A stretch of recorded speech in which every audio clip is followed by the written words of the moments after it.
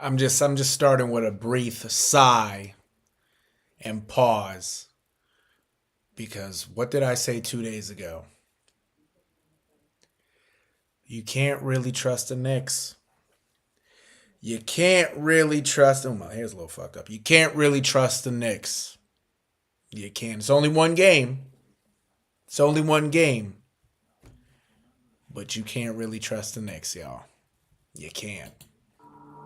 You can't really trust the Knicks.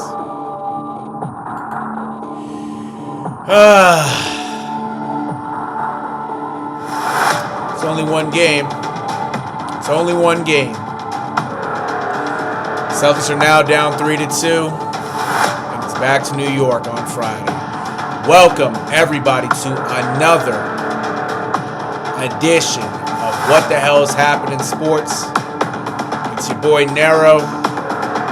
You got the suspenseful music going on, because it's about that time.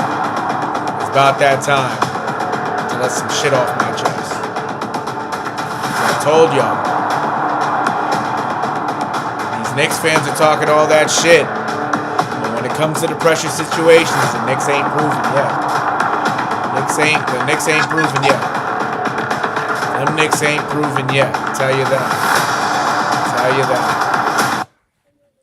I'm telling you. But in other notes, Celtics came back and beat the New York Knicks 127-102 tonight at the TD Garden. Knicks are still up 3-2 in the series. The series does shift back to New York Friday night. The Knicks are going to try to look to close the series out, win it in 6 games. But with the performance of the Celtics today, I think Friday night's going to be a dogfight. I'll tell you that. I will tell you that much. But besides the Celtics winning tonight, the Red Sox have been in a, I'm not going to say a drought, but they got swept tonight by the Detroit Tigers, and they lost tonight in, how should I call it, I'm not even going to say tragic, but in unfortunate fashion, as they were walked off for the second straight night. We'll get into that as well. It's the Celtics and Red Sox show today. Probably not going to be on for too long. I'm not going to hold you. I got some stuff to do in the morning. Plus, also, by the time you see me next time, maybe tomorrow, I'm going to have give myself a little cut. Feel me? Gonna get myself a little cut. But yeah, now let's get to it. Share my screen.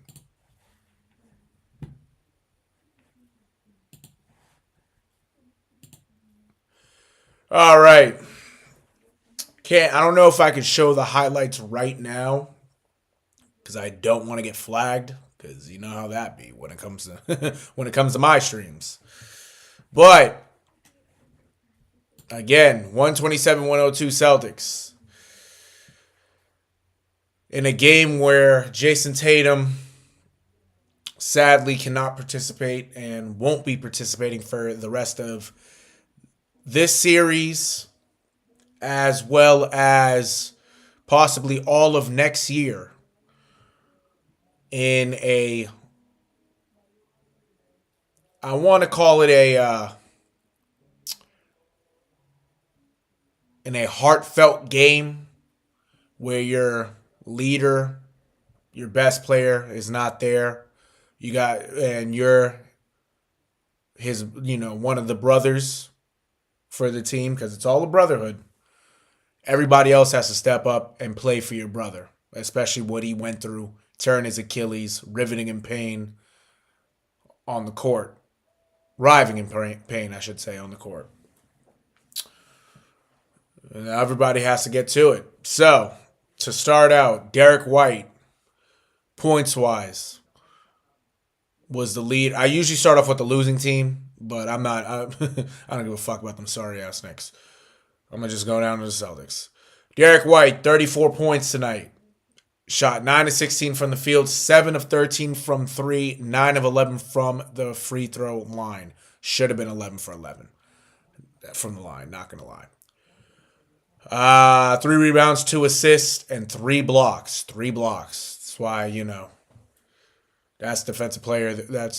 I'm not going to say defensive player of the year because we already know who won it. But that is why he is one of the top defenders in the NBA. And hopefully should be a first-team All-NBA player this year. Jaylen Brown.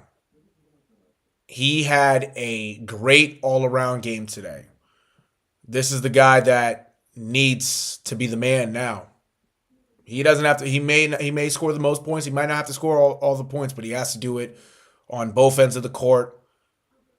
And he did just that. 26 points, 9 of 17 from the field. 3 of 5 from 3, 5 of 8 from the free throw line, 8 rebounds, 12 assists, and a steal. That's a Jaylen Brown game right there. And in order for the Celtics to win win Game 6 on Friday night, he has to continue to be the man, and he has to put up numbers like that. Al Horford, 12 points, 5 of 7 from the field, 2 of 3 from 3, 5 rebounds, 2 assists, and a block. Drew Holiday, 14 points, 5 of 8 from the field, 2 of 3 from 3, 2 of 5 from the free throw line. Got to be a little bit better than that from the line. 7 rebounds, 3 assists. Yeah, that's it for him. Peyton Pritchard, 17 points, 6 of 17 from the field, 5 of 14 from 3, 5 rebounds, 3 assists, and a steal. You want to see Peyton Pritchard shoot a lot better. 5 of 14 doesn't really cut it. They won. They won by 25, but, he has to, do a little better in that aspect of his game. But you'll have some nights where you're going to shoot like that. You're going to have some nights where you're going to shoot like that. So it happens. But the big story really off the bench today, and this is a guy who only played about 8 minutes last game and didn't score a point, but he came in today and played his ass off. Luke the Green Cornet. Luke Cornet. 10 points. 5 of 5 from the field. Perfect 100%. 9 rebounds. An assist. A steal. And 7 blocks off the bench. 7 blocks is the third most ever by a player off the bench in NBA history. I would say if you have to give a Tommy point for somebody, shout out to Tommy Heinsohn, the late great Tommy Heinsohn. Luke Cornet gets a Tommy point today. He played his ass off the bench, and he was there for his team when this team really needed somebody off the bench to really set the tone, and he did that. He really did. I think Luke Cornet should start Game 6. I believe he has to, because Kristaps Porzingis, he's not healthy. He's really not, and it just shows.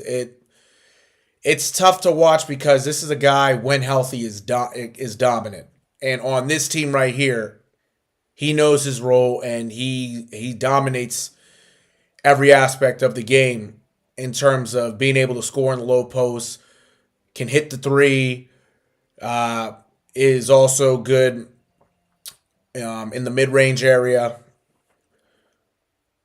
He can grab rebounds when he can, but he also is an X factor on defense. And with his injury, with his illness, it's not cutting it. He played 12 minutes today, 1 point, shot 0 of 3 from the field, 1 of 2 from the line, grabbed the rebound. 1 point, 1 rebound, and a block. It doesn't cut it. And I get that he's been sick and whatnot, but this is a guy right here that when healthy, he can really wreak havoc. You saw it in the finals. You've seen it for the last couple years here in Boston that he fits this team so well. And when he can't get going, it's really hard to really have him out on the court. He didn't play the second half at all. He sat the whole second half. Cornette started the second half and continued to have a great game, but I tell you, it's a tough watch with Porzingis right now. I mean, he just really can't seem to really get anything going because of his health. So that's going to be something to monitor for the Celtics. If he plays in Game 6, which I'm sure he will, I would have him come off the bench and just limit his minutes like that. Play him in spurts or whatever he can do. But, yeah, I think Luke Kornet has to go Game 6. Going on to the Knicks real quick. Start out with Josh Hart. Josh Hart has had games like this, but with, him as really the fifth option of the team right now, you don't really get to see him score as.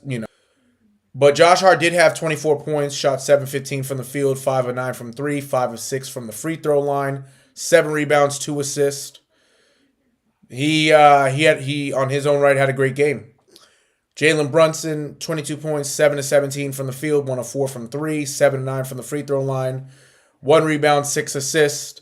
He did foul out with I want to say probably around 8 minutes ago. I might be wrong about that, but yeah, he did foul out, so got him out the game early enough. Karl Anthony Towns, 19 points, 5 of 11 from the field, 1 of 3 from 3, 8 of 9 from the free throw line, 8 rebounds, a steal and a block. Mikal Bridges only had 9 points, shot 4 of 14 from the field, 1 of 3 from deep, 2 rebounds, 3 assists, a steal and a block. And then it gets to OG Anunoby. And when the Knicks have lost, i.e. both games, 2 games I should say, he has played, he's shot poorly. 6 points, 1 of 12 from the field, 1 of 5 from 3, 3 or 4 from the line, 8 rebounds, 2 assists, and a block. I can't cut it for OG, especially playing 35 minutes. He has to step up if the Knicks want to beat the Celtics and move on to the Eastern Conference Finals. Pretty simple right there. Mitchell Robinson, 8 points, 1 of 3 from the field, 6 of 6 from the free throw line. That's different. That is different. 6 of 6 from the free throw line. Yeah, he was definitely shooting free throws all of yesterday because he's arguably the worst free throw shooter ever in the playoffs.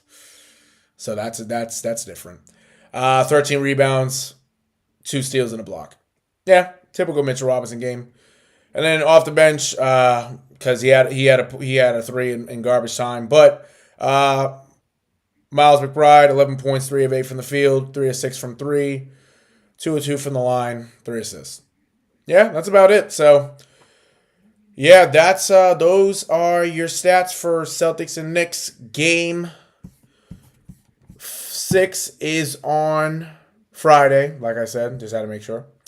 Is on Friday at the Garden. That will be a game. That will be a game right there. Hopefully, the Knicks in their own right can take Game 6 and move on. But I don't want that. I don't want that. I want these sorry ass niggas to get the fuck out of here. Take it one day at a time. I still believe season 7. So yeah, if the Celtics can play the way that they played today, I think the Celtics can steal a series. I do. They just have to keep playing with heart. And I will say, going back to the Celtics, they shot 22 of 49 from deep, but there was a lot more driving to the basket today. There was a lot more aggressiveness in going to the basket, and you can see it with 26 free throws being attempted. The Celtics have to attack the basket. If they attack the basket, it opens up their threes.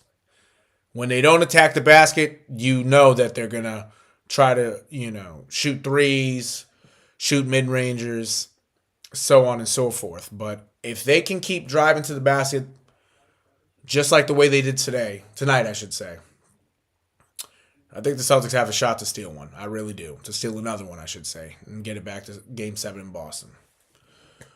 Only time will tell. Only time will tell. But the Celtics, I believe, can get another one. I really do. Well, we'll wait to see what happens on Friday. But in the meantime, the Red Sox.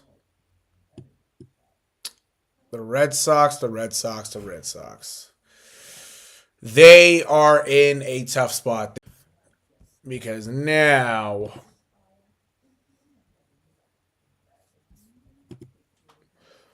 this is playing with me.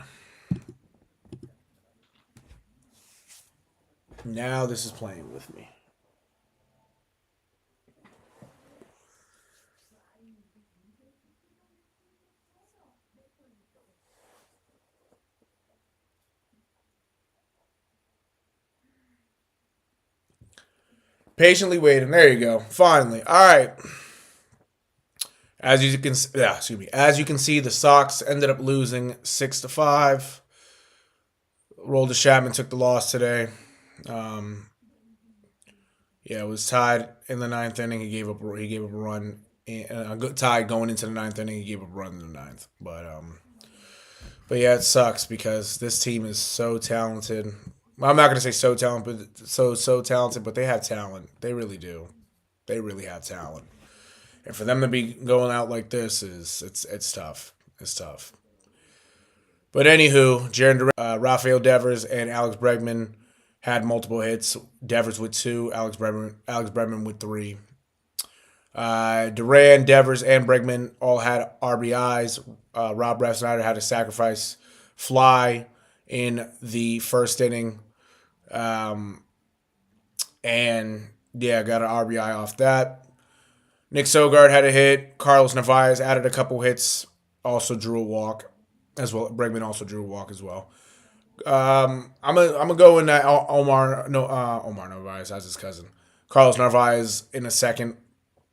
And then Cedar Rafaela added 2 hits as well with an RBI. Pitching wise, though, Hunter Dobbins, for the most part, for the first 5 innings, he was doing well. He really was. But when it got to the 6th inning, it imploded for him.